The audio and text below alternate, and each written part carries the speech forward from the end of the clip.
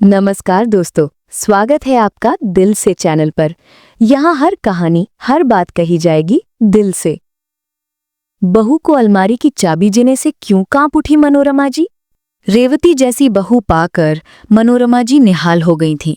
रूप, गुण, व्यवहार में अव्वल रेवती ने सहर्ष घर की बागडोर थाम ली थी।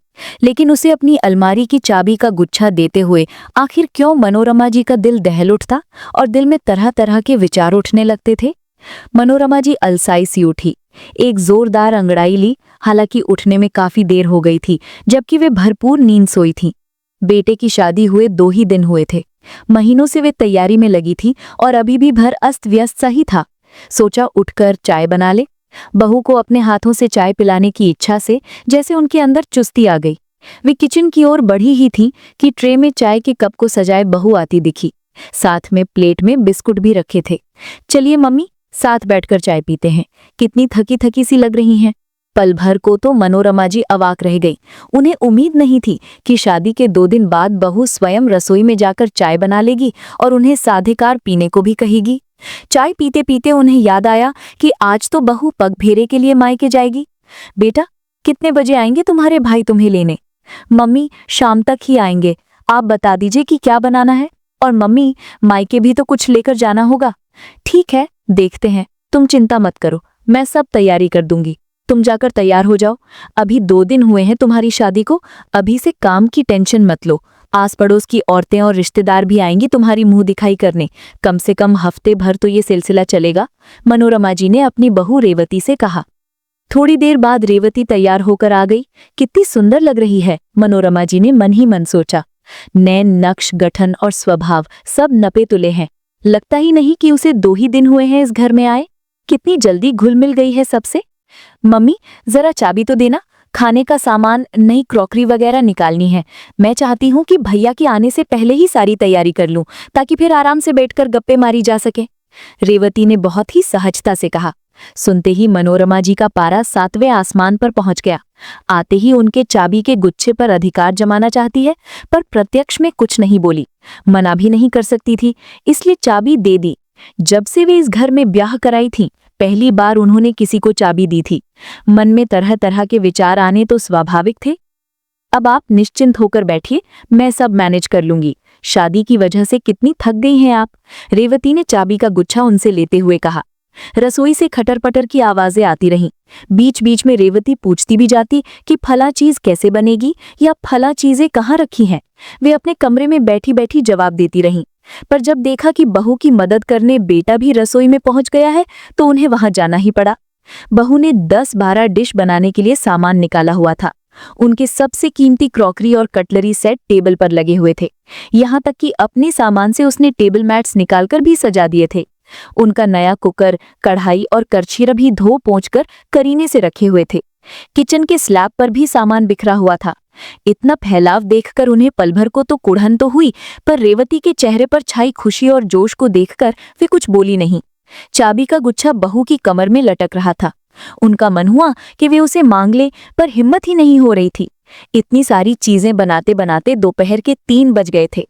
मम्मी, अब आप जाकर थोड़ी देर आराम कर लीजिए। और हाँ, ये आपकी चाबियां। रेवती ने जैसे ही उन्हें चाबियों का गुच्छा थमाया, उन्होंने उसे ऐसे पकड़ लिया मानो कोई बहुत कीमती चीज उनके हाथ में आ गई हो। शाम को रेवती का भाई, भाभी, बच्चे, उसकी छोटी बहन सब आए। हर थोड़ी थोड़ी देर बाद वो उनसे चाबी मांगती। मम्मी, जरा ये निकालना है, चाबी दीजिए ना। फला चीज तो निकाली ही नहीं। निकाल देती हूँ।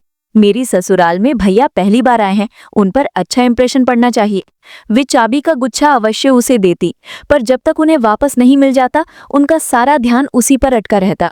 सेवा सत्कार में शाम हो चली थी। रेवती अपने भैया के साथ मायके के लिए प्रस्थान कर गई। अगले दिन उनका बेटा नीरज रेवती को उसके मायके से ले आया। वे उनसे गले लगकर ऐसे मिली मानो उनसे पल भर की जुदाई बर्दाश्त न हो। मनोरमा जी को रेवती का उन पर इस तरह स्नेह उड़ेलना बहुत अच्छा लग रहा था, पर भीतर से उन्हें ये बात भी तंग कर रही थी कि कहीं रेवती उनके चाबी के गुच्छे पर अधिकार कर उनकी सत्ता को ही चुनौती न दे दे। रेवती का यूं खुले मन से इस घर को अपनाना उन्हें बहुत खुशी दे रहा था। लेकिन एक तरफ जहां उन्हें रेवती का चुलबुलापन और उसकी स्मार्टनेस अच्छी लग रही थी, वहीं दूसरी ओर डरा भी रही थी। कितने ही घरों में वे ऐसा होते देख चुकी थी कि बहू के आते ही बेटा तो पराया हो ही जाता है, साथ ही बहू सास को भी बिल्कुल कठपुतली बना देती है। मार्केट में उस दिन कांता ने भी उन्हें सतर्क किया था, संभल कर रहना मनोरमा, अब बहू आ गई है। आजकल की ये लड़कियां बिल्कुल मीठी छुरी होती हैं, लच्छेदार बातों में फंसाकर सब हथिया लेती हैं। तुम तो वैसे ही इतनी सीधी हो, कहीं ऐसा न हो कि वो तुम्हें घर से ही बाहर कर दे। मनोरमा जी जब भी रेवती को देखती या उसके व्यवहार से खुश होती, उनका दिल ये सब मानने को तैयार नहीं होता था। रेवती उनका बहुत ध्यान रखती थी और उचित मान सम्मान देती थी। मम्मी, आज शाम को घूमने चलेंगे, सुबह ही रेवती ने उन्हें बता दिया था।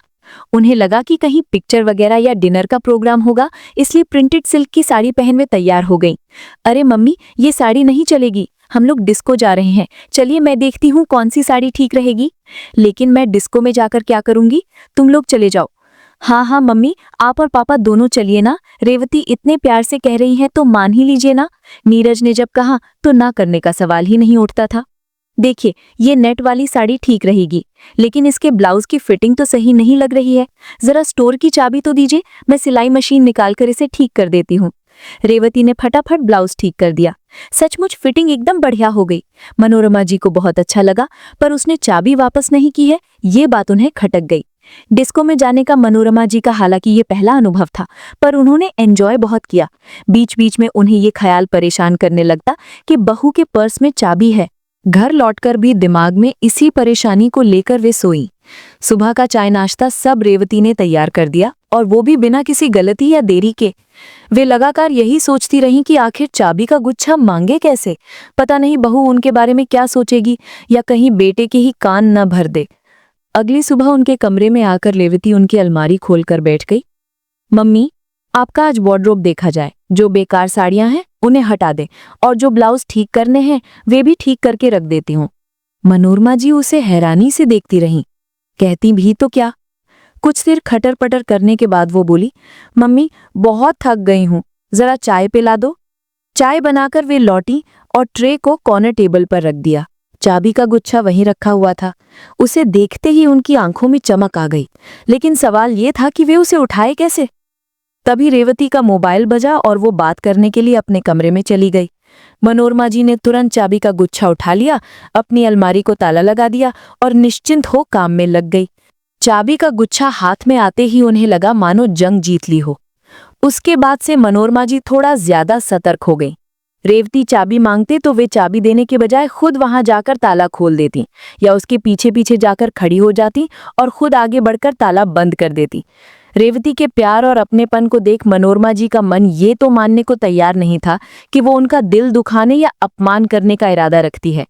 इसके बावजूद जब जब वो उनसे चाबी का गुच्छा मांगती, उनके अंदर एक अजीब सी बेचैनी शुरू हो जाती। फिर उसे मांगने का बहाना तलाशने लगती। बेटा, स्टोर से कुछ सामान निकालना है, जरा चाबी देना। रेवती झट से कहती, मम्मी आप क्यों तकलीफ करती हैं, बताइए क्या निकालना है, मैं निकाल देती हूँ। वो इतने भोलेपन से कहती कि मनोरमा जी कुछ कह ही नहीं पाती। एक दिन मनोरमा जी को कुछ काम से बाहर जाना पड़ा और जल्दी जल्दी में वे चाबी का गुच्छा अलमारी में ही लगा छोड़ आए। सारा वक्त उनका दिल धड़कता रहा कि अब तो रेवती उसे निकालकर अपने पास रख लेगी। जब वे घर लौटी तो देखा अलमारी बंद थी और गुच्छा नदारद था। वे सोचने लगी, न जाने मेरे पीछे से इस लड़की ने क्या क्या सामान निकाल लिया होगा। वैसे भी तो जब तब उनकी ज्वेलरी निकालकर वो पहन लेती थी। मम्मी, शाम को क्या खाना बनेगा? मैं और नीरज तो आज डिनर पर जा रहे हैं, आपका और पापा जी का ही खाना बनेगा। रेवती मुस्कुराती हुई उनके सामने खड़ी थी। और रोटी सब्जी ही बनेगी, तुम परेशान मत हो, मैं बना लूंगी, मनोरमा जी ने कहा। पर उनकी आंखें चाबी के गुच्छे को ढूंढ रही थी। उसकी कमर पर तो नहीं लटका हुआ था, फिर कहाँ है? आखिरकार रख ही लिया ना इसने। उनके मन में विचारों का तांता चल रहा था। पति ने पानी मांगा तो वे रसोई में आई। देखा स्लैब पर चाबी का गुच्छा पड़ा हुआ है। जैसे ही उन्होंने अलमारी खोली तो उसे देखकर वे दंग रह गईं। अलमारी पूरी तरह व्यवस्थित थी। 5-6 मॉडर्न ड्रेस, 4 लेटेस्ट डिजाइन की साड़ियां और स्वरोस्की और जरदोजी वर्क के 3 सूट करीने से हैंगर पर टंगे हुए थे। उनके गहने के डब्बे लॉकर में एक लाइन से रखे हुए थे। अलमारी में परफ्यूम और डियो व कॉस्मेटिक्स की नई रेंज भी रखी हुई थी। सबसे नीचे की दराज खोली तो देखा 2 जोड़ी नई चप्पलें रखी हैं। ऐसा लग रहा था कि रेवती ने अपनी महीनों की कमाई से ये सारा सामान खरीदा था और उनकी अलमारी की काया पलट की थी। मनोरमा जी वहीं बैठकर फूट फूट कर रोने लगी। सब लोग घबराकर उनके पास दौड़े आए। वे रोए जा रही थी पर किसी को बता नहीं सकती थी और रेवती उनसे ऐसे चिपक गई मानो उससे ही कोई भूल हो गई हो। वो समझ ही नहीं पा रही थी कि अलमारी ठीक करके उससे ऐसी कौन सी भूल हो गई कि मम्मी रोए जा रही हैं। मैं बता नहीं सकती, मैं बता नहीं सकती, मनोरमा जी लगातार यही कह रही थी और उनका चाबी का गुच्छा एक कोने में पड़ा था। आगे ऐसे ही अद्भुत कहानी के लिए लाइक, सब्सक्राइब और फॉलो जरूर करें। राधे राधे।